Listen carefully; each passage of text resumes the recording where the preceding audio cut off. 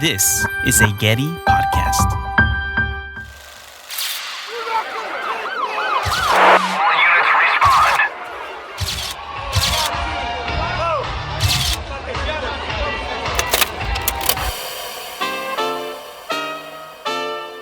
You could be somewhere like in East LA at a school walkout, and then you come back, and then in a half an hour, now you're working on Hollywood magazines, and they're not aware of the other situation. They're totally different worlds.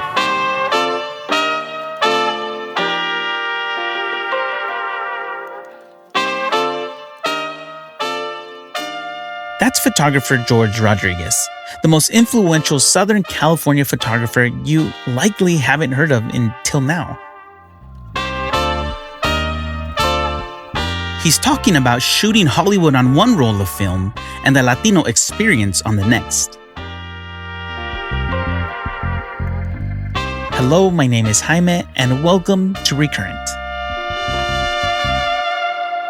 If you haven't heard of George Rodriguez, that's okay, because before this story, I hadn't either. Now, I want you to imagine this. I'm at lunch with Idurre Alonso, the head of modern and contemporary art at the Getty.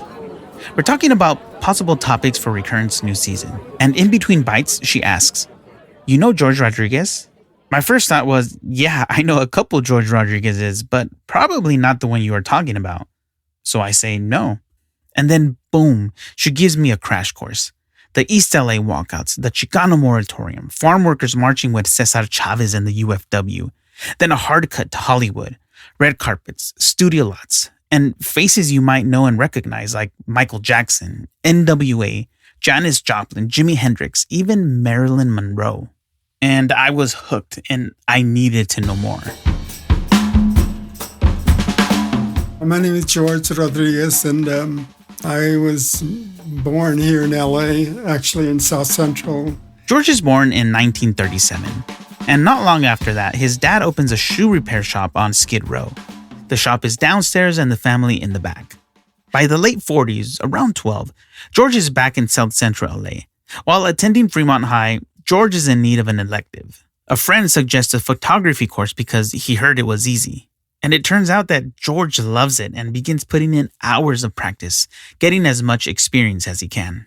Then, one small favor for a friend changes everything. What happened exactly was a friend of mine that I was in school with, he needed a ride to Hollywood, so I gave him a ride. And then I had luckily parked in front of a photo studio, and I saw this guy setting up to take some photographs. And I went in and talked to him, and that man was Sid Avery.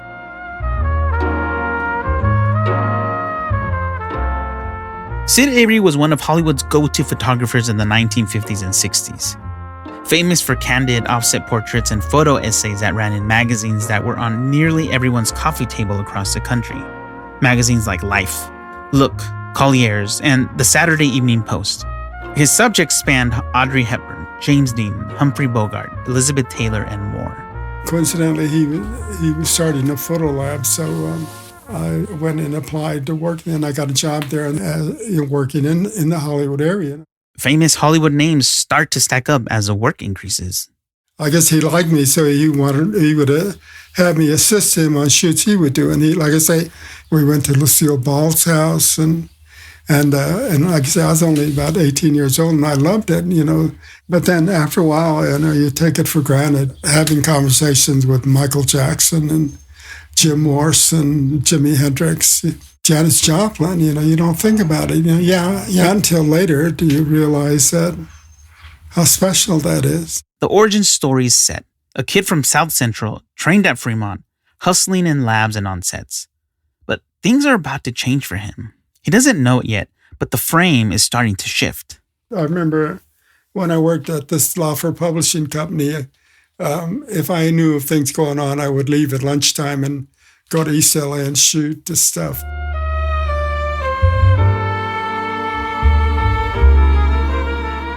March of 1968. George is now working at the photo lab at Columbia Pictures, which publishes celebrity pics like Frank Sinatra and Warren Beatty, and movie premieres like Bye Bye Birdie and Breakfast at Tiffany's. But across town, students from Wilson, Garfield, Lincoln, Roosevelt, and Belmont high schools walk out.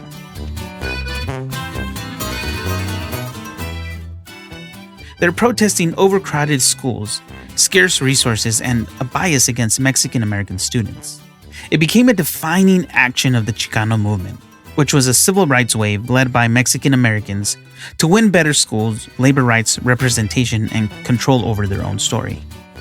You could be somewhere like in East LA at a school walkout, and it's, you're immersed in like 100% Chicano-Mexican environment, and then you come back, and in a half an hour, now you're working on Hollywood magazines, and they're not aware of the other situation, and they really don't care, and they don't get it. Speaking to George, something clicks for me. Culture is made and kept by the people who show up. George did, and saved what might have been forgotten. He was there, documenting the movement, yes, and also participating by documenting it. Researching this episode, I poured through the 2018 monograph, Double Vision, which cataloged George's career. I was surprised to find picture after picture that I recognized from my old Chicano studies textbooks. Photographs of a requiem procession for Robert F. Kennedy the day after he died that ran down Brooklyn Avenue to East LA College. Robert Kennedy was a big supporter of Cesar Chavez and the United Farm Workers, or UFW, so his death was a big deal for Mexican Americans. I find photographs of the Chicano Moratorium, the anti-Vietnam War protests led by Mexican Americans, and photographs of the United Farm Workers Organization in Delano in the Central Valley, the boycotts, hunger strikes, and the UFW's continuous organizing along Cesar Chavez and Dolores Huerta. Huerta would go on to say that George's photos helped bring people to the cause, and that he understood it because he was part of the community. I realize now that, that what I lived through is actually history. He took as many shots as he could out of fear that nobody else would. And he did so with the same care, attention, and artistry he used when taking celebrity portraits. The originals, many are now at the Getty Research Institute.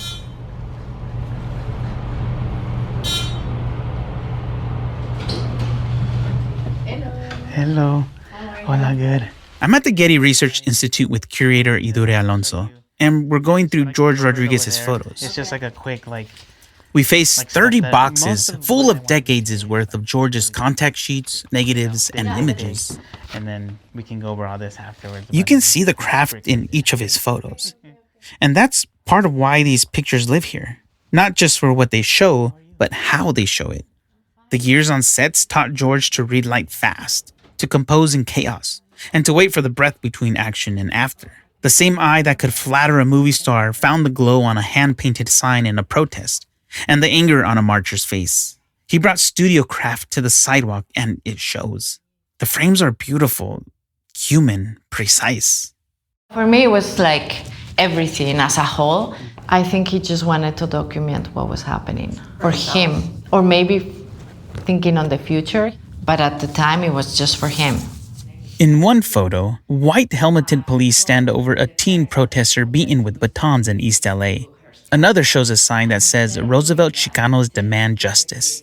And in another, a march led by Chicano activists, Brown Berets. Also the depiction of East LA and Pico Rivera this is the 60s, this is the 70s. And even also these depictions of kids and the people in East LA. In the case of George Rodriguez, he's Mexican American, and he's actually the first Chicano artist to enter the collection. Wow, that's powerful. Very powerful, yeah. Hearing first lands hard. Really? The first one? And also, finally. It's powerful to stand with Getty's first Chicano archive. In big institutions, it can be hard to find your own heritage reflected. I work here, and even for me, it's not always obvious where my culture fits. But I find resonance in these boxes. I ask Idurre why George's archive is here. You would encounter in this archive something that is not usually found in archives. So usually when you see photographs of LA in this time period, what you see is the west side. You don't see the east. Two different universes. In the archival boxes, it isn't just celebrities and protest. There are records of daily life, kids after school, storefronts on a Sunday, neighbors on the block. As George puts it, you're photographing the politics, sure, but behind the politics, people live full lives. The people, they don't realize that they're heroes. They're just trying to make a living. That's just like me. I was taking pictures, and some of their stuff is very powerful, and that's what I knew that I had to do it because, I thought nobody else was doing it. Culture, images, stories, memory is safeguarded by people long before an institution gets involved. George's approach to documenting and capturing his culture and community is vital and alive today. I drive to Santa Ana to meet photographer and educator William Camargo and see the legacy of George Rodriguez in action. Hey, how you doing? My name is William Camargo. I was born in Santa Ana but was raised in Anaheim. My first introduction to photography was in high school. I was just actually trying to get an easy A. And it just turned out that I enjoyed photography quite a bit. Already, I hear echoes of George's story, chancing into a career in pursuit of an easy A. And there are more similarities, celebrities by day and social movements by night. I was doing a lot of music photography too, and once in a while I was stringing for a photo agency. These red carpets where I would always get these assignments that are the premiere of this movie in Beverly Hotel. And then the afternoon was a protest in downtown, right? But William sees George's impact in another project. The book I'm finishing right now is probably one of the big influences from George too, right? So it's called Origins and Displacement. It's a portrait of Anaheim you don't see on postcards. A lot of history was hidden or was not told. I never really kind of learned about it until I was reading all these alternative newspapers, right? Where it's where I first encountered these archives, and I'm just documenting my own community, right? Walking around, photographing friends, photographing family, photographing folks I just was meeting as well. People were hitting me up from Instagram being hey, come to my neighborhood, I'll show you around.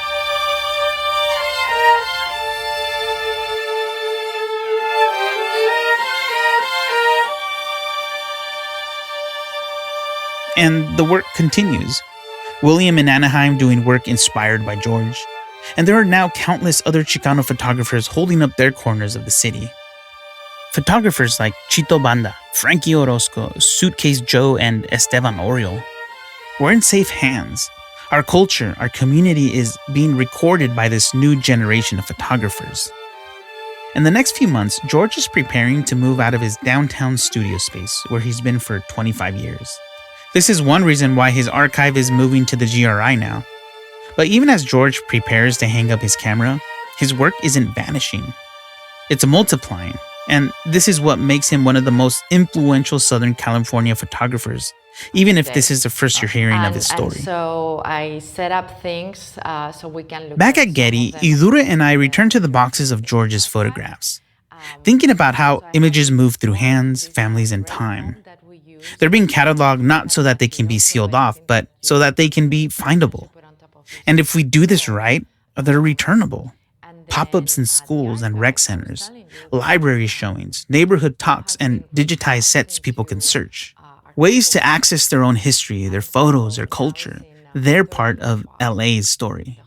Preservation is step 1, circulation is step 2, and inspiring the next generation is 3. Now the photography department is putting together a show on Chicano photographers, and George is going to be part of it. So, in my opinion, I would like to see these photos going back to East LA or South LA in many cases, because there's a lot of photographs of the kids in South LA at different high schools. And how can you work with the kids today and show them these photographs and what happened and make them think about history or what is happening now or the usage of images today? Because I think they're very powerful. And even though they're 60 years old, they're still very relevant today because many of these issues were never resolved.